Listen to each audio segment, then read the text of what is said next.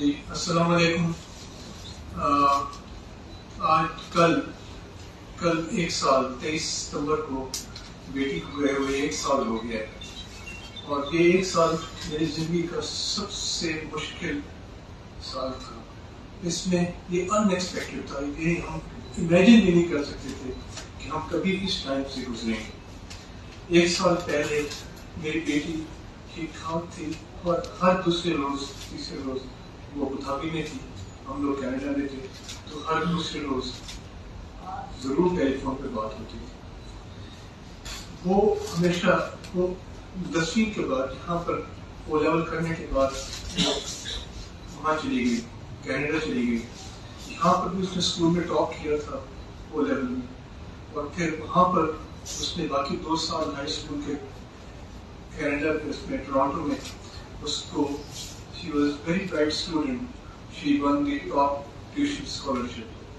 تو اس نے وہاں پر BA اکنامکس میں اور پھر MA اکنامکس میں کیا واٹرلو یونیورسٹی، اور بہت لائق بچی تھی. اور پھر اس نے کچھ عرصہ آٹوا میں جاب کیا، تو اس کی امی چاہتی تھی کہ وہ پاکستان رہے، اور کیونکہ امی کا دل کا زیادہ پاکستان میں لگتا تھا، وہ پاکستان آ گئی.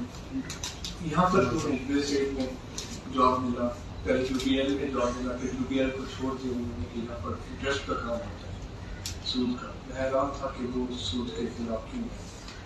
تو پھر اس نے USA میں جاب کیا. پھر USA کی جاب کے بعد اس کو وہاں پر ڈیلائٹ میں ابوظہبی میں آفر آئی، تو وہ وہاں چلی گئی، اور ڈیلائٹ سے کچھ عرصہ ڈیلائٹ میں کام کیا. پھر گورنمنٹ آف ابوظہبی میں اس کو جاب مل گیا، اور ہر دفعہ جب وہ جاب چھوڑتی تھی اس کو پچھلا امپلائر کہتا تھا کہ سارا یو کم بیک، ہم آپ کو اور زیادہ پیسے دیں گے. مگر باہر دیش کی وہ ساری عمر اس نے باہر گزاری تھی، تو وہ ایکچولی وہ ہر ایک کی بات کو فیس ویلیو بھی لیتی تھی. جو بھی آپ نے کہا ہے وہ کہتی تھی کہ یہ صحیح ہے، یہ صحیح کہہ رہا ہے، فیس ویلیو بھی ہر چیز کو. ہم کہتے ہیں کہ نہیں بیٹا دیکھو اور کیا کرو، اندر سے لوگ کچھ اور ہوتے ہیں. تو نہیں ابو آپ کو نہیں پتا، ابو آپ بس. اور بچے عام طور پہ زیادہ ڈیٹیل باتیں پیرنٹس کو بتاتے بھی نہیں.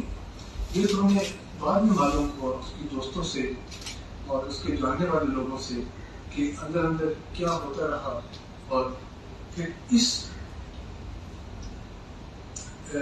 کے ساتھ کیا نام، اس کے ساتھ اس کا تعلق ہوا. اس نے کہیں سے اس کو ڈھونڈا، شاہنواز نے اس کو کہیں سے ڈھونڈا انٹرنیٹ پہ،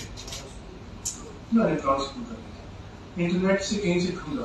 اور پھر ایک آدھ کنیکشن کو پرانے اسکول کا بھی نکلا کہ وہ او لیول میں وہ اکٹھے تھے سم، پتہ نہیں، کیونکہ ہی واز بیک بینچر، وہ تو ٹاپ کے اسٹوڈنٹ تھے، ان کو بھی اس وقت اس زمانے کا پتہ نہیں. ہاں اس نے سمجھا کہ یہ صحیح ہے، کیونکہ ہم تو فیس ویلیو ایاز امیر صاحب کی تھی کہ وہ بڑے، ہمیں کچھ پتہ نہیں تھا، we knew zero about that family, nothing. تو وہ بچی کو بھی کچھ پتہ نہیں تھا. اس نے اس کو کیا کیا جھانسے دیے. اس کی میرے ساتھ بھی بات ہوئی ہے، جب اس نے شاہنواز میرے ساتھ ایک 2 دفعہ ٹیلی فون سے بات کی، کہتے ہیں کہ انکل آپ سے بات کر کے بہت اچھا لگتا ہے، میں آپ کا تیسرا بیٹا ہوں گا.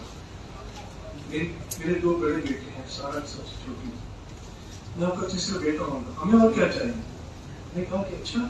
تو we were kind of ہم لوگ reluctantly یا deliberately I don't know وہ اس کے جال میں پھنس گئے. یہ بھی نہیں معلوم تھا کہ وہ اندر سے کیا کر رہا ہے. وہ اس سے پیسے بٹورنا چاہتا تھا، اور اس نے اس سے لاکھوں دنوں کچھ کروڑ روپیہ اس سے اس نے ہٹایا، اور مختلف بہانوں سے. یہ ہمیں بعد میں معلوم ہوا، اس کے جانے کے بعد ہمیں معلوم ہوا. جب ہم بینک گئے تو بعد میں اس کے دوستوں نے بھی ہمیں ڈیٹیل بتایا کہ اس آدمی کا مقصد کیا تھا اور وہ کیا کیا. اور یہ سارا کچھ بہت تیزی سے ہوا، ود ان 10 days. ہمیں سوچنے کا موقع نہیں ملا. تو ہم تو یہ کہہ رہے تھے کہ ٹھیک ہے بیٹا، اگر تم لوگ انٹرسٹڈ ہو تو ہم تو ایک پراپر طریقے سے پاکستان میں آتے مقصد کریں. تو اس بات تک تو نوبت ہی نہیں پہنچی. اس درندے نے پتہ نہیں کس وجہ سے اس کو مارا. تو اس کے بعد کیس شروع ہوا. تو میں کیس کے سلسلے میں ایسا ہے کہ میں پولیس کے تقریباً تمام اہلکاروں کا بہت شکر گزار ہوں. انہوں نے بہت ڈیٹیل میں اس کیس کو انویسٹیگیٹ کیا اور رپورٹس بنائی. میں اکثر پولیس کے پاس جاتا رہتا تھا. جو انسپیکٹر تھے آئیو حبیب الرحمان صاحب, سرجنٹ سرفراز صاحب, یہ رات تک بیٹھے رہتے تھے اور اس کیس پہ کام کرتے رہتے تھے. میں ان کا بہت شکر گزار ہوں. اور اس کے علاوہ پولیس کے 10-12 اور لوگوں نے ہمارا بھرپور ساتھ دیا اور اس کیس کو عدالت میں پہنچایا. اور عدالت نے جج صاحب عطا ربانی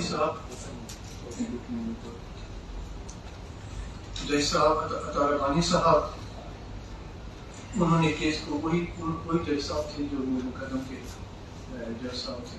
انہوں نے کیس کو کافی حد تک آگے پہنچایا. جج صاحب ہر ہفتے کی تقریباً ڈیٹ دیتے تھے.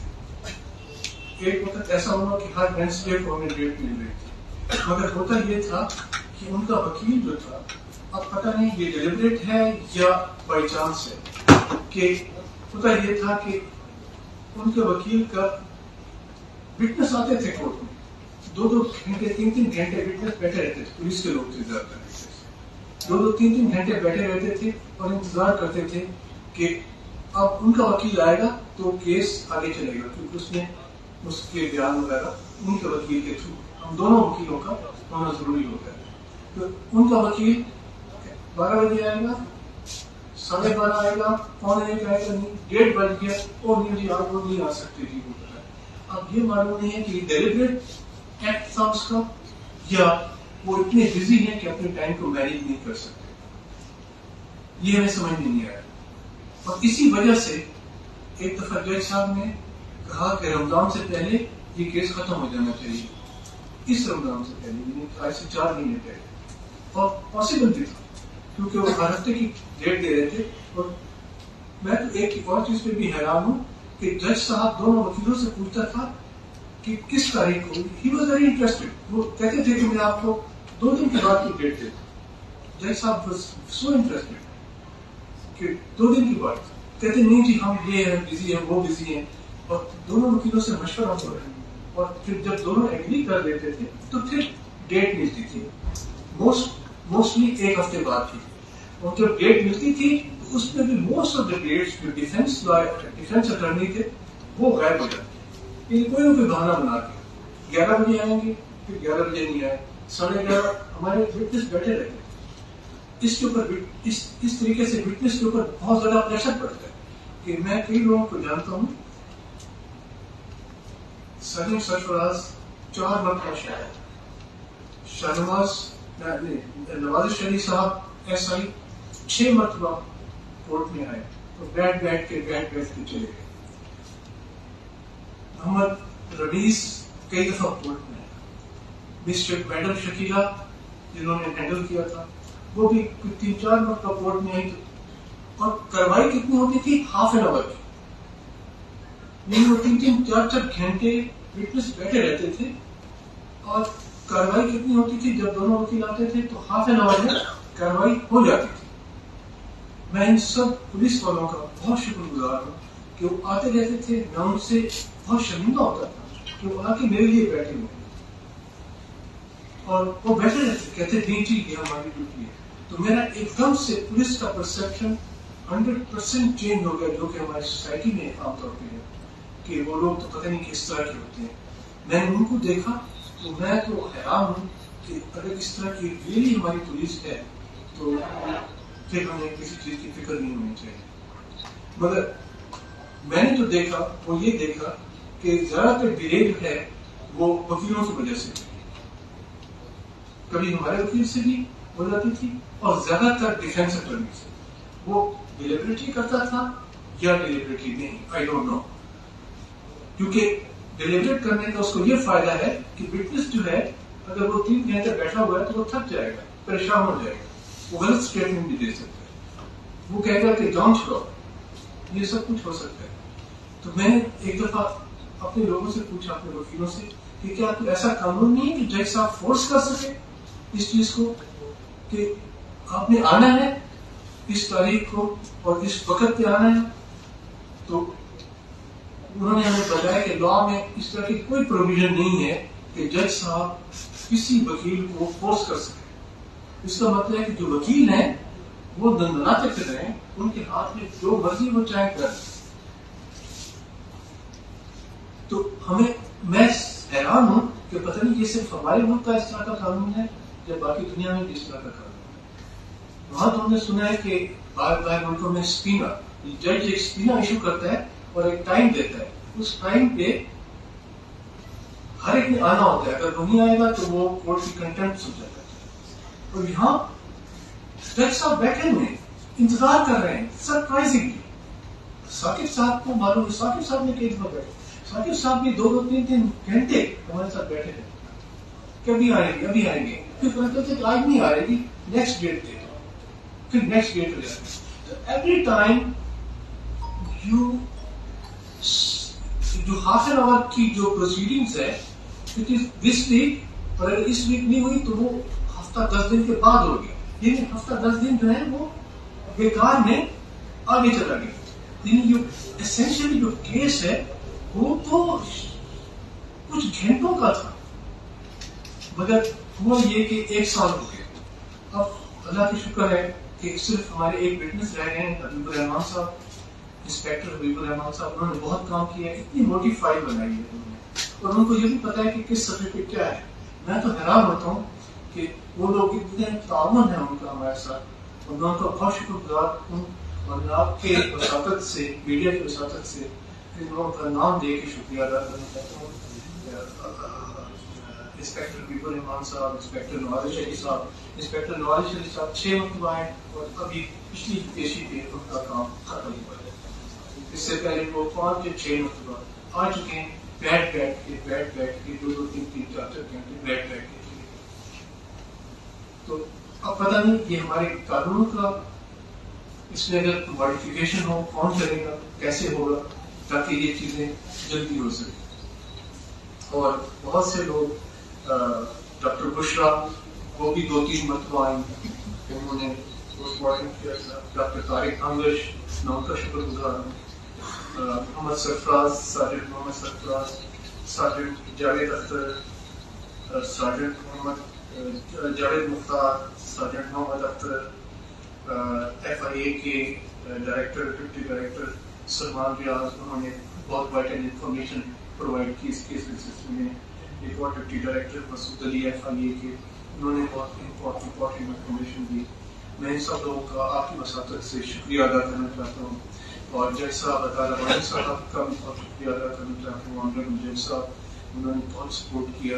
آج کل پھر جج صاحب چینج ہو گئے, آج کل ہمارے جج محمد اعظم صاحب ہیں. میں ان سے بہت توقع ہے کہ وہ اس کیس کو, کیونکہ وہ تو بہت انٹرسٹڈ ہیں, وہ کہتے ہیں کہ وہ تو بٹوین دا ویکس ڈیٹ دینے کو تیار ہوتے ہیں, مگر وہ وکیل جو ہیں وہ اپنا ٹائم ایڈجسٹ نہیں کر پاتے, جس کی وجہ سے وہ پیشی جو ہے وہ 1 ہفتہ 10 دن یا سم ٹائمز 2 ہفتے 3 ہفتے تک بھی ڈیلے ہو جاتی ہے.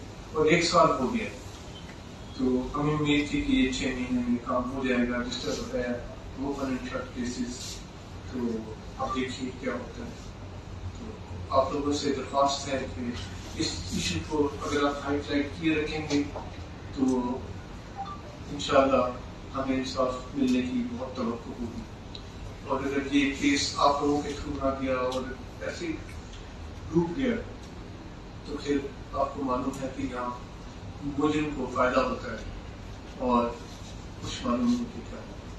بہت بہت شکریہ.